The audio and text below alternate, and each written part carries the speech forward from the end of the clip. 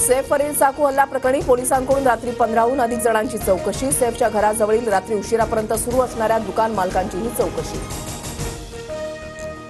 प्राणघातक हल्ल्यातून सैफ अली खान हा नशिबानं बचावला। खरं तर मुलाचाच बळी जाणार होता, मात्र नशिबानं तो वाचला। सैफवरील चाकू हल्ल्यानंतर जितेंद्र आव्हाडांचे ट्विट। सैफवरील हल्ला प्रकरणामध्ये पोलिसांनी करीना कपूरचा जबाब नोंदवला। करीना कपूरनं पोलिसांना हल्ल्याचा घटनाक्रम सांगितल्याची माहिती। रुग्णालयामध्ये पोहोचताच सैफ अली खाननेच स्वतःची ओळख सांगितली। मैं सैफ अली खान हूं, जल्दी स्ट्रेचर लाव, असं सैफ म्हणाला। रिक्षा चालकाची माहिती। सैफ अली खानवर हल्ला करणारा आरोपी अद्यापही फरार। हल्लेखोर इमारतीमध्ये जातानाचा नवा सीसीटीव्ही समोर, तर ओळख लपवण्यासाठी आरोपीनं कपडे बदलल्याचा फोटो समोर।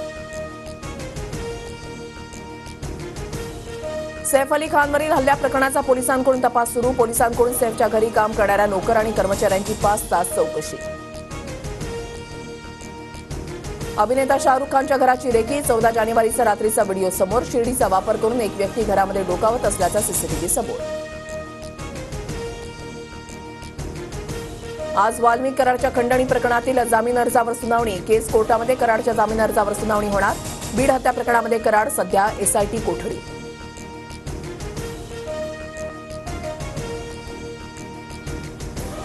आजपासून शिर्डीमध्ये राष्ट्रवादीचं 2 दिवसीय शिबिर। छगन भुजबळ धनंजय मुंडे शिबिराला उपस्थित राहणार का, याकडे लक्ष। तर भुजबळ आणि मुंडे शिबिराला उपस्थित राहतील, तटकरेंची माहिती।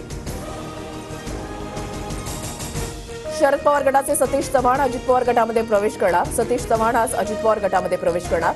निवडणुकीपूर्वी सतीश चव्हाणांनी पवार गटामध्ये प्रवेश केला होता।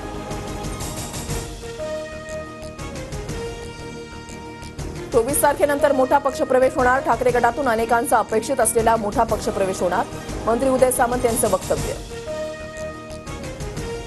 मुख्यमंत्री देवेंद्र फडणवीस दाओसमध्ये वर्ल्ड इकॉनॉमिक फोरममध्ये सहभागी होणार। 20 ते 24 जानेवारी दरम्यान वर्ल्ड इकॉनॉमिक फोरमचं आयोजन। नांदेडचं पालकमंत्रीपद मुंडे बंधू भगिनींपैकी एकाला देण्याची चर्चा। मुंडे बंधू भगिनींना नांदेडचं पालकमंत्रीपद देण्यास सकल मराठा समाजाचा विरोध। पालकमंत्र्यांची लवकरच घोषणा होणार। पालकमंत्रीपदाची चर्चा अंतिम टप्प्यात, मुख्यमंत्री फडणवीसांची माहिती।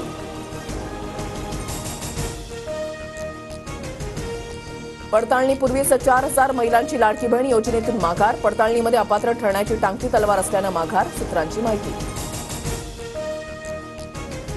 साताऱ्याच्या फलटण तालुक्यामधल्या विडणीमध्ये मृतदेह आढळला। उसाच्या शेतामध्ये छिन्न विछिन्न अवस्थेमध्ये मृतदेह आढळला। काळी भावडीही सापडल्यानं अघोरी कृत्य करून हत्या केल्याची चर्चा। मुलगा अभ्यास करत नसल्यामुळे वडिलांकडूनच मुलाची हत्या। बारामती तालुक्यामधली घटना। वडगाव पोलिसांकडून 3 जणांवर गुन्हा दाखल। नाशिकमधील मालेगावात किरकोळ भांडणावरून हवेमध्ये गोळीबार। 6 वर्षांची मुलगी खेळताना पडल्यानं 2 कुटुंबात वाद।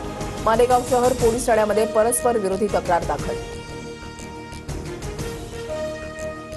शिक्षक भरती प्रक्रियेच्या दुसऱ्या टप्प्यामध्ये 10,000 शिक्षकांची भरती करण्यात येणार। शालेय शिक्षण मंत्री दादा भुसे यांची माहिती।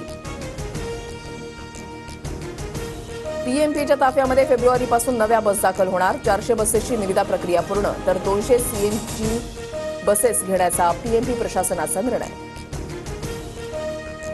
मुंबई महानगरपालिकेमध्ये 10 वर्षांमध्ये 700 फाईली गायब। माहिती अधिकारामध्ये मागितलेल्या उत्तरामध्ये फाईल मिसिंग असल्याची माहिती।